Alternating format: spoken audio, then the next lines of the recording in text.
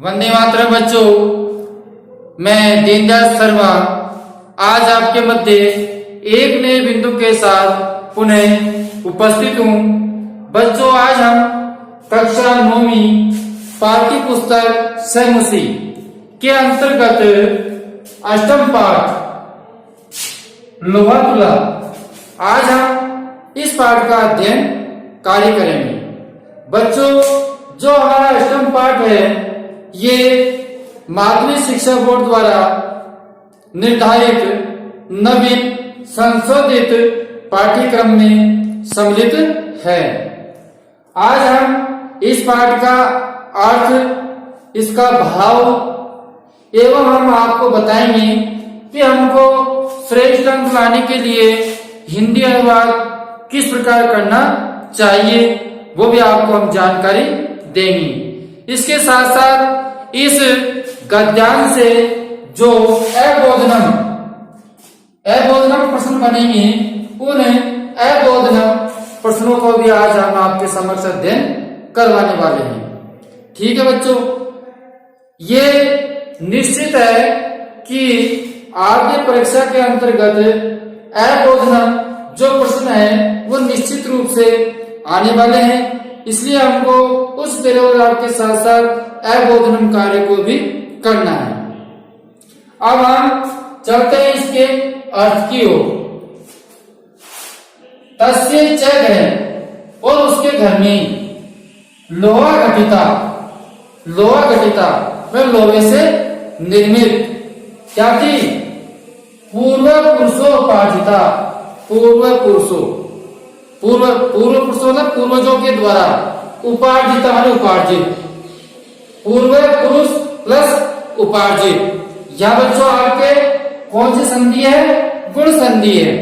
कौन सी संधि है? गुण संधि है। पूर्व पुरुष प्लस उपार्जिता मतलब पूर्वजों के द्वारा उपार्जित कमाई गई। तुला माने तराजू, आसिक माने थी। ठीक है, तो तस्य च घर, और उसके घर में, किसके घर में बच्चों? जीर्णधन के घर में। जो जीर्णधन था उसके घर में क्या थी?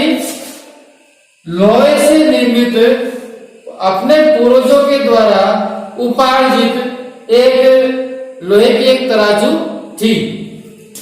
ताम च, और वह कस्यचित किसी, और वह किसी सेठिनो मानी सेठ के, गृह मानी घर में, वह किसी सेठ के घर में निश्चय पुत्वाम। बच्चों, निश्चय पुत्वाम का तो होता है धरोहर। क्या होता है? धरोहर के रूप में, धरोहर के रूप में रखकर। तो सुनिए, निश्चय पुत्वाम कृत्वा, धरोहर के रूप में रख करके, देशांतरम दूसरे देश में, दूसरे स्थान पर परिस्थित चला गया, दूसरे स्थान पर चला गया। ततः इस प्रकार सुचिरम काले, लंबा समय व्यतीत होने पर, सुचिरम होता है लंबा समय, ठीक है, तो सुचिरम काले लंबा समय व्यतीत होने पर देशांतरे वह दूसरे देश से, दूसरे स्थान से, यदि इच्छा अनुसार भ्रांतवा मानी घूम करके, इच्छा अनुसार दूसरे देश से इच्छा अनुसार घूम करके पुनः स्वपुरम मानी फिर से, स्वपुरम मानी अपने नगर में आगत्य आ गया। अब ध्यान दीजिए, आगत्य बच्चों आ प्लस दम प्लस ले करते हैं।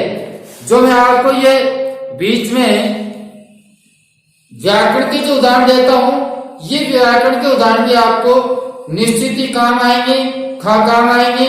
मैं सब आपको भी बताने वाला हूं, आप ध्यान से वीडियो पर बने हुए रहेंगे। तब मैंने उस श्रेष्ठिनम अवधर आकर वह उस सेठ से बोला। किस सेठ से? जिस सेठ को उन्होंने क्या धरोहर के रूप में क्या रखी? तराजू रखी थी। तो उस सेठ से आकर वह बोला, वो श्रेष्ठी नहीं, ए सेठ जी, दिएताम, दिएताम मानी मैंने आपको दिएताम में सा, मतलब मेरे द्वारा आपको दी गई निश्चय तुलना धरोहर के रूप में तुला तराजू। ए सेठ जी, आपको मेरे द्वारा धरोहर के रूप में तराजू दी गई थी। सो आवेदक वो नास्ती सा त्वया तुला। तो सेठ जी ने कहा सो आवेदक, वह बोला, स प्लस आवेदक, स प्लस आवेदक, तो वह बोला वो, अरे नास्ती नहीं है, सा मानी वह, त्वया तुम्हारे द्वारा जो दी गई तराजू है, त्वया माने तुम्हारे द्वारा, तुला जो तुम्हारे द्वारा जो तुला दी गई है वो तो नहीं है। मुंह से कहे भक्षिता थी, उसे तो चूहे खा गए, उसे तो कौन खा गए? चूहे खा गए। ठीक है बच्चों, तो पुनः सुनिए। स्वयं वह बोला, बहुत नास्ती सा, वह तो नहीं है, त्वया तुला मुझके भक्षिता थी, उसे तो चूहे खा गए। ठीक है, अब पुनः इस पैराग्राफ का एक बार मैं आपको अर्थ बताता हूं, उससे पूर्व ध्यान से सुनिए।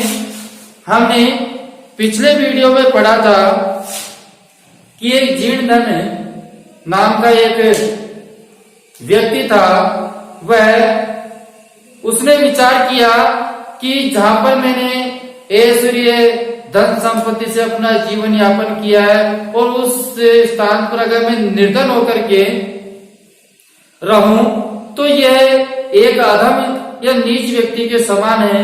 तो इस प्रकार वो विचार करता है कि मैं कहीं दूसरे देश में धन कमाने के लिए जाऊं। तो ऐसा वो दूसरे देश में धन कमाने के लिए जाता है, तो उसके पास अपने पूर्वजों के द्वारा उपार्जित एक तराजू थी।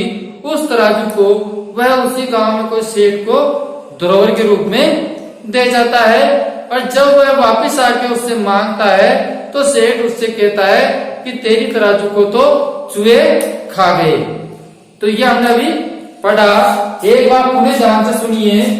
तस्य छह गए और उसके घर में लोहे घटिता, लोहे से बनी हुई पूर्वजों द्वारा उपार्जित तुला थी, पूर्वजों द्वारा उपार्जित तुला थी। ताम जय कस्यचित, और वह किसी सेठ के घर में धरोहर के रूप में रख करके दूसरे देश में चला गया। इस प्रकार लंबे समय दूसरे देश से अपनी इच्छा अनुसार घूमता हुआ पुनः अपने नगर में आया, तो उसने सेठ से बोला, हे सेठ जी, दिएताम मैं सा निषेधताम, मतलब आपको मैंने धरोहर के रूप में जो तुला दी थी वो मुझे दे दीजिए। स्वयं वह सेठ बोला, बहुत नास्ती सा, वह तो नहीं है, तो तुम्हारे द्वारा दी गई तुला मुझके भक्षिता थी, उसे तो चूहे खा गए। ठीक है, अब उसके बाद में आगे सुनिए। जो जीर्णधन है वो क्या कहता है सेठ के उन्हें विचारों को सुन करके। जीर्णधन है, जीर्णधन बोला, बहुत श्रेष्ठी ने, अरे सेठ जी, अरे सेठ जी, नास्ती दोष अस्ते, इसमें कोई दोष नहीं है। जीर्णधन है, जीर्णधन बोला बहुत श्रेष्ठी ने, अरे सेठ जी, नास्ती नहीं है, दोष अस्ते, इसमें कोई दोष नहीं है।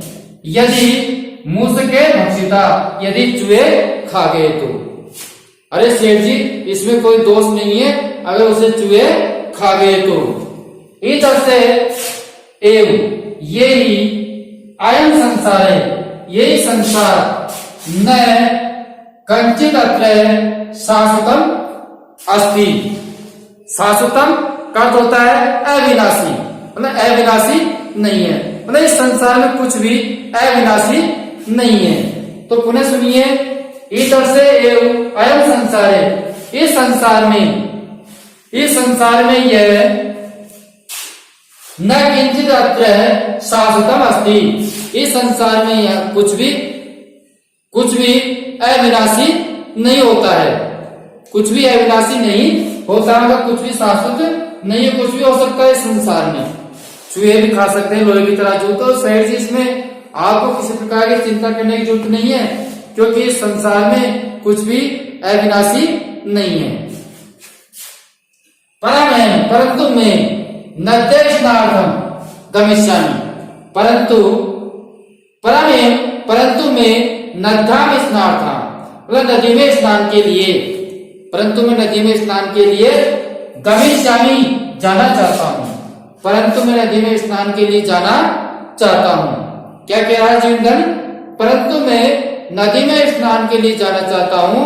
तब त्वं आत्मने एन शिशु धनदेवे नामना मया से स्नानोपकरणास्तम प्रेष्ये। तो सुनिए, तो तत्त्वम आत्मने, तो तुम्हारा जो आत्म अपना शिशु है, बालक है, जो तुम्हारा जो बालक है, उस बालक धनदेव के द्वारा मया से मेरे साथ स्नानोपकरण अस्ते, मतलब स्नान की जो सामग्री है, स्नान की सामग्री है वो लेकर प्रेष्यवाणी भेज दो, सामग्री लेकर भेज दो। तो पुनः सुनिए, जीवधन क्या कहता है बच्चों? जीवधन कहता है, अब उधर बोलता है वो श्रेष्ठ, अरे सेठ जी नास्ति दोष अस्ते, इसमें कोई दोष नहीं है। मूसका भक्षिता, यदि चूहे खा गए तो। जीवधन बोलता है वो सृष्टि ने, अरे सेठ जी नास्ति दोष अस्ते, इसमें तुम्हारा कोई दोष नहीं है, यदि मूसके भक्षिता, यदि उसे चूहे खा गए तो। इधर से अयम संसारे, ये संसारी, ये संसार में कुछ भी किंचित अत्यवधि कुछ भी शाश्वतम अस्ति, मतलब कि अविनाशी नहीं है। इस संसार में कुछ भी अविनाशी नहीं है, परंतु मैं नदी में स्नान के लिए जाना चाहता हूं। तब तुम्हारा जो आत्मीय जो पुत्र है, यह धनदेव नाम का, उसको मेरे साथ स्नान उपकरणार्थम, स्नान की सामग्री आदि लेकर के प्रेष्यवाणी भेज दो, ऐसा वो कहता है। ठीक है बच्चों, तो इस प्रकार आपका ये अर्थ हुआ। अब मैं आपको बताता हूं कि मात्र केवल हिंदी अनुवाद और हिंदी अर्थ करने से ही हमारे अंक अच्छे नहीं आते हैं। अंक अच्छे लेकर आने के लिए हमको कुछ अच्छा करना पड़ता है, जब जाकर ही हमारे श्रेष्ठ अंक आते हैं। बच्चों, आप ये ना भूले कि सभी बच्चे तैयारी करते हैं, सभी बच्चे बहुत अच्छा लिखते हैं, लेकिन अंक उसके ही आते हैं जो सबसे अलग लिखते हैं। ठीक है, अब अलग लिखने का तात्पर्य क्या है? अलग लिखने का तात्पर्य ये तो नहीं है कि अर्थ ये दिया है और कोई दूसरे का अर्थ लिख दे। ये अलग के लिए मैं नहीं कह रहा, मैं कह रहा हूं कि व्यवस्थित रूप से उसको परोसना और कॉपी जांच करने वालों को प्रभावित करना। अगर आपने कॉपी जांच करने वालों को प्रभावित कर दिया तो निश्चित ही आपका एक भी अंक नहीं कटेगा, आपके पूर्ण अंक आएंगे। अब आपको प्रभावित करने के लिए किन किन बातों का ध्यान रखना पड़ेगा, वो ध्यान से सुनिए। बच्चों, कभी क्या होता है, हम पूरा लिखते हैं, घर आके कहते हैं कि हमने तो पूरा वैसा का वैसा ही अर्थ लिखा है, वैसा का वैसा हिंदी अनुवाद था, लेकिन हमारे अंक पूरे नहीं आए। लेकिन आपसे जो पहले कॉपी जांच हुई है, उस बालक ने आपको अगर अच्छा लिख दिया तो निश्चित ही आपके नंबर डाउन हो जाएंगे। इसलिए आपके नंबर डाउन नहीं हो, इसलिए मैं आपको कुछ बिंदुओं के बारे में बता रहा हूं। उन बिंदुओं को आपको ध्यान में रखना है, जो आपको याद भी है, और याद के साथ साथ आप अपनी परीक्षा के अंदर लिखते नहीं है। हमको याद है लेकिन लिखते नहीं है। तो बच्चों, जब आपको याद है तो लिखते क्यों नहीं हो?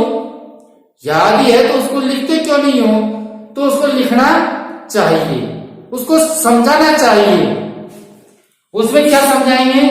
सर्वप्रथम आप ध्यान दें कि हमको हिंदी अनुवाद लिखने से पूर्व संदर्भ लिखेंगे। ठीक है, तो संदर्भ में हमको क्या लिखना पड़ता है, केवल ये लिखना पड़ता है कि ये गद्यांश हमारी जो पाठ्य पुस्तक सैमुसी लोहातुल्ला नामक पाठ से उद्धृत है। अब बच्चों ये कोई बड़ी बात नहीं है, जब आपने अर्थ किया तो आपको ध्यान है कि हमारी पाठ्य पुस्तक सैमुसी है और ये किससे आया अर्थ, ये भी आपको ध्यान है, लोहातुल्ला पाठ से। तो ये तो आपको बताना है, अलग से तो कोई चीज है नहीं। तो ये हम संदर्भ में लिख देंगे कि यह गद्यांश हमारी पाठ्य पुस्तक सैमुसी के लोहातुल्ला नामक पाठ से उद्धृत है। ठीक है, अब इसके बाद में ये पाठ को लिखने वाला कौन है वो हमको बताना है। तो हम बताएंगे यह पाठ पंडित विष्णु शर्मा द्वारा रचित पंचतंत्रम कथा ग्रंथ के मित्र भेद भाग से संकलित है। किस भाग से संकलित है? मित्र भेद भाग से संकलित है। तो पुनः सुन लीजिए, हमको संदर्भ में कितना सा लिखना है। एक संदर्भ याद कर लिया तो हम पूरे पाठ का संदर्भ याद कर सकते हैं, और एक संदर्भ याद हो गया तो हम पूरी किताब का संदर्भ भी कर सकते हैं, क्योंकि हमको केवल एक बार संदर्भ सीखना है, बाद में तो उसमें पाठ और लेखक जोड़ने हैं। ठीक है, तो हमको लिखना है कि यह गद्यांश हमारी पाठ्य पुस्तक सैमुसी के लोहातुल्ला नामक पाठ से उद्धृत है। यह पाठ पंडित विष्णु शर्मा द्वारा रचित पंचतंत्र कथा ग्रंथ के मित्र भेद भाग से संकलित है। हो गया। अब इसके बाद में अगला बिंदु लिखते हैं हम प्रसंग। अगला बिंदु क्या होगा बच्चों? प्रसंग। अब प्रसंग में क्या लिखना है कि जो भाव आपको उस गद्यांश में दिख रहा है, जिसको हम उस हिंदी अनुवाद में लिखने वाले हैं, जिस प्रसंग में हम बात करने वाले हैं, वो प्रसंग लिखना है। अगर आप किसी से कोई बात करना चाहते हैं तो आपसे वो पूछता है भाई किस प्रसंग में बात करना चाहते हो आप, तो आप कहोगे कि मैं तो भाई अध्यापक जी से गुरुजी मैं छुट्टी के प्रसंग में बात करना चाहता हूँ, या मैं पूछने के प्रसंग में बात करना चाहता हूँ, तो वही प्रसंग है। तो इसमें किस प्रसंग के बारे में बताया गया है वो प्रसंग आपको लिखना है। तो हम प्रसंग में लिख देंगे कि प्रस्तुत गद्यांश में लेखक कहता है कि लोभ से घिरा हुआ मनुष्य, ध्यान से सुनिए, मेरी बात को ध्यान से सुनिए। प्रस्तुत गद्यांश में लेखक कहता है कि लोभ से घिरा हुआ मनुष्य झूठ बोलना आदि अनेक पाप करता है। जो व्यक्ति लोभ से घिर जाता है वह मनुष्य झूठ बोलना आदि अनेक पाप करता है। सेठ तुला को लेने के लिए असंभव झूठ बोलता है। जो सेठ जी को जिसने तुला दी थी, जिस सेठ जी को तुला दी थी, वो सेठ जी उस तुला को लेने के लिए, उस तराजू को लेने के लिए असंभव झूठ बोलता है। जो झूठ बिल्कुल संभव नहीं है, ऐसे वो झूठ बोल देता है। तो ऐसा हमको प्रसंग में लिखना है और उसके बाद में हमको हिंदी अनुवाद करके बताना है। ठीक है, तो पुनः सुनिए प्रसंग में क्या लिखना है। प्रस्तुत गद्यांश में लेखक कहता है कि लोभ से घिरा हुआ मनुष्य झूठ बोलना आदि अनेक पाप करता है और सेठ तुला को लेने के लिए असंभव झूठ बोलता है। ठीक है, तो इस प्रकार हमने लिखा, और उसके बाद प्रसंग के बाद में बच्चों हम लिखते हैं अनुवाद। उसके बाद में आपसे परीक्षा में कहता है कि अनुवाद कीजिए, तो अनुवाद लिखते हैं। तो हम क्या करते हैं, दो चीजों को लिखते नहीं, डायरेक्ट अनुवाद लिखते हैं, तो हमारे अंक पूरे नहीं आते। तो जैसा मैंने आपको अनुवाद बताया था वैसा उसका हिंदी अनुवाद आपको लिखना है। ठीक है, अब आगे चलते हैं अनुवाद में। यहां तक तो ठीक है आप कर रहे हो, लेकिन एक विशेष और है। तो विशेष में हम लिख सकते हैं कि इस गद्यांश में लोभ से घिरे हुए मनुष्य के विषय में बताया गया है कि लोभ से घिरा हुआ व्यक्ति असंभव झूठ भी बोल देता है। ऐसा हम विशेष में लिखते हैं, और इसके साथ में विशेष में हम बता सकते हैं, जैसे मैंने आपको बताया था कि पुरुषो उपार्जिता, तो पूर्व पुरुष प्लस उपार्जिता और उसका संधि विच्छेद करेंगे तो संधि गुण संधि लिखेंगे। तो हम कैसे लिखेंगे वो ध्यान से सुनिए। जैसे पूर्व पुरुषो पार्जिता, ठीक है, तो हम यहाँ गुण संधि कर देंगे, पूर्व पुरुष प्लस उपार्जिता गुण संधि, ठीक है। इसके बाद में दूसरा बिंदु हम इसमें लिख देंगे, जैसे मैंने आपको बताया था आगत्य आ प्लस गम प्लस ले प्रत्यय, तो ऐसा हम विशेष में लिख देते हैं। तो अगर बच्चों हम ये बिंदुओं को पूरा करते हैं तो निश्चित ही मैं आपसे कहता हूं कि आपके एक भी अंक नहीं कटेंगे और आपके पूर्ण अंक परीक्षा में आएंगे। तो इस प्रकार अच्छा करने की आदत आपको डालनी पड़ेगी, जब आपके अच्छे अंक आएंगे। क्योंकि सभी भैया बहुत अच्छी तैयारी करते हैं, बहुत श्रेष्ठ मेहनत करते हैं, लेकिन वो सबसे अच्छी तैयारी और मेहनत जब भी काम आती है जब उसको अच्छी प्रकार से हम परोस सके, अच्छी प्रकार से हम उसको लिख सके, जब भी हमारा जो पढ़ने का जो कार्य है सफल जब भी है, ठीक है। तो इस प्रकार आपको इसका हिंदी अनुवाद करके आपको समझाना है। अब मैं आपको इस गद्यांश से जो अबोधन प्रश्न बने हुए हैं उनके विषय में मैं आपसे चर्चा करता हूं। ये भी निश्चित ही जो पठित गद्यांश है उसमें आपके निश्चित ही आने वाले हैं। बच्चों मैं आपसे जो बात कर रहा हूं केवल नवीन संशोधित पाठ्यक्रम के आधार पर ही मैं आपको इन बिंदुओं को समझा रहा हूं, आप ध्यान से समझते रहिए। तो हमारा अबोधन गद्यांश में एक पदेन उत्तर है, एक पद में उत्तर देना है। पहला प्रश्न तो ये आता है, तो है जीर्ण ग्रह पूर्व पुरुष उपार्जिता का आसी। तो बच्चों पूर्व पुरुषों के द्वारा जीर्ण धन के घर में क्या थी, कहने का तात्पर्य जीर्ण धन के घर में अपने पूर्वजों के द्वारा उपार्जित क्या था। तो क्या था बच्चों, लोहा तुला। क्या था, लोहा तुला, लोहे से बनी हुई तराजू, ठीक है। क्या था, लोहे से निर्मित तराजू। इसी प्रकार श्रेष्ठ की अनुसार, सेठ के अनुसार लोहा तुला के खादितवान, सेठ के अनुसार लोहा तुला को कौन खा गया। सेठ के अनुसार लोहे से निर्मित जो तुला थी उस तुला को कौन खा गया, तुला को कौन खा गया बच्चों, मूसके। कौन खा गया, मूसके, ठीक है। कौन खा गया, मूसके, मूसके वाली चूहा, ठीक है। किसके अनुसार, सेठ के अनुसार, सेठ के अनुसार लोहे की तुला को कौन खा गया, चूहे खा गए, ठीक है बच्चों। आपके समझ में आ रहा है, तो समझ में आ रहा है तो इसी बात पर आप वीडियो को जरूर लाइक करें। जब हम समझेंगे कि आपको निश्चित रूप से हमारे द्वारा बताई सामग्री समझ में आ रही है। और जिन्होंने अभी तक चैनल को सब्सक्राइब नहीं किया है तो वह निश्चित ही चैनल को सब्सक्राइब भी कर ले।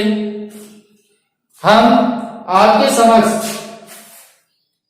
कुछ ही दिनों बाद ऑनलाइन कक्षा में भी उपस्थित होने वाले हैं। आप ध्यान से सुनिए, पूर्ण वाक्य उत्तर थे। पूर्ण वाक्य में आपको उत्तर देना है, किसमें बच्चों, पूर्ण वाक्य में। पूर्ण वाक्य का मतलब कि आपको जो इसमें प्रश्न पूछा है उसको साथ में आगे पीछे का जोड़ करके आपको जैसे वैसे लिखना है, ठीक है। तो हमारा प्रश्न है कि जीर्ण धने तुला कुत्र निश्चितता, मतलब जीर्ण धन ने तुला को कुत्र वाली कहा, निश्चितता वाली रखी। जीर्ण धन ने तुला को खा रखी। तो बच्चों देखिए, जीर्ण धन ने जो तुला को रखी थी वो खा रखी थी कैश्चित श्रेष्ठिने ग्रह निक्षेपम भूत्वा, ठीक है। तो हम लिखते हैं, इसका उत्तर लिखते हैं बच्चों, जीर्ण धने तुला, तुला कर रहा तराजू, कस्यचित किसी, किसके, श्रेष्ठिने,